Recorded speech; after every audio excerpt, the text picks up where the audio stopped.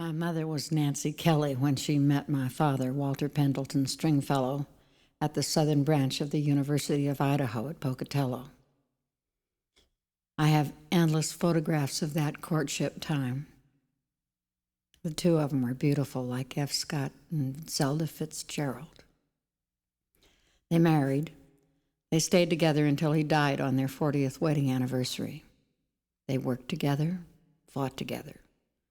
Produced me in 1933 and my brother Jim 10 years later. They taught us to read and how to satisfy our curiosity. Much of that love story is mysterious to me, and some of it is dark, but it's endlessly fascinating to this hopeless romantic. During the course of the story, my mother started to work and earn money, and my father stopped. She managed the bookshop in Boise for almost 20 years, and he began to build the cabin on Grimes Creek, where his mother and father had lived and where I live now. There was never any money in this family, instead an inexhaustible well of resolve and a wealth of knowledge relative to making something out of nothing. My father made the bricks for the foundation of the cabin. You can see the wood grain where he poured them in forms. He cut and cured the logs, and he raised the house with my brother and me and my mother, stick by stick and stone by stone.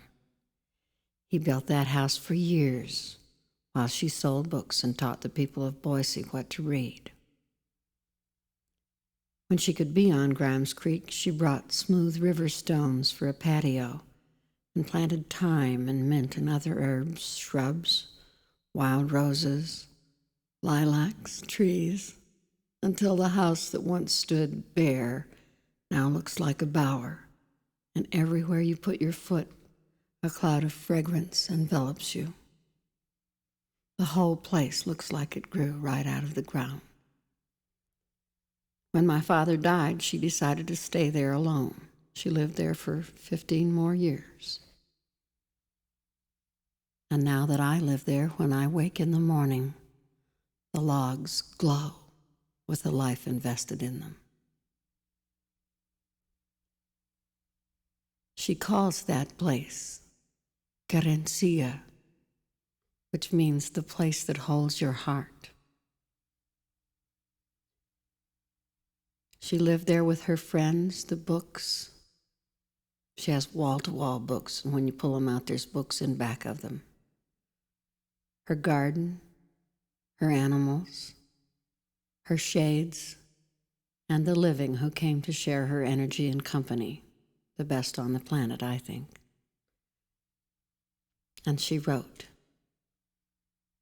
I'd like to give you a piece of her in her own words, which are clear and strong.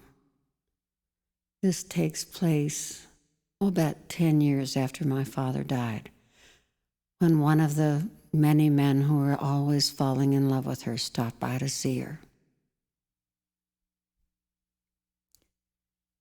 Yesterday was painful and sad,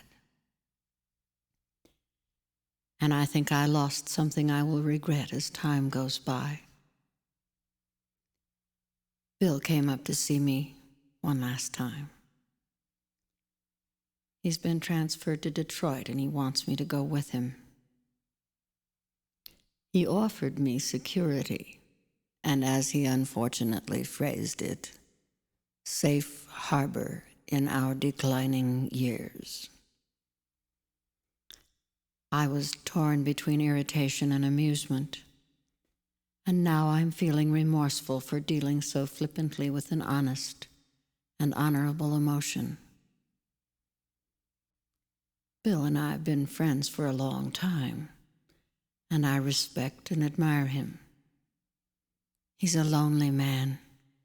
His family's fragmented, and he wants companionship and a sense of belonging. I can give him neither. I have at the moment little to give to anyone. Perhaps I'm selfish, but I have attained a precarious peace. struck my roots into the earth, O daughter of Antaeus, and here I stay. It was a real wrench, though. One of my last links snapped. One more reminder that once I was a young, vital woman, and I am now an elderly lady. Yet I'm sure my decision is the only possible one. I prefer to deal with the indignities of age, the dentures that slip, the knees that swell and ache, the corn that has to be pared in decent privacy with no bystanders, however sympathetic, however sustaining. And any October in the hills is worth a year in Detroit. To exchange Querencia for a manicured golf course? To swap the palaver of birds for the chatter of the cocktail hour? To trade a joyous freedom for a small security? Ah, life which sometimes seems so long to me is way too short for that.